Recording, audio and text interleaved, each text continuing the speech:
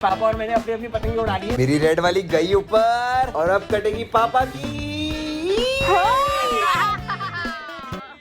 मेरी पतंग कट गई गाइस। अबे मेरा नाम क्यों डुबा रहा है तू? मरे से पतंग भी उड़ानी ना आती। हमारी पतंग काटने की कोशिश कर रहे थे, ये नहीं जानते कि पापा पापा ही होते हैं। लाओ हम तुम्हारी पतंग उड़ाएं। खींच खींच खींच खींच, ढील ले ढील ले ढील ले। क्या मस्त उड़ रही है मेरी पतंग। क्या इतना तो लड़कियों ने नहीं काटा जितनी पापा ने पतंग काटी। तीन पतंग कट गई हैं। अच्छा अरे क्या हुआ पापा? अरे मत मारो, बेचारा गरीब आदमी है। अरे एक पतंग के लिए कोई अपने लौंडे को मारता है क्या? पूरी वीडियो देखनी है तो जल्दी से इस लिंक पे टैप करो।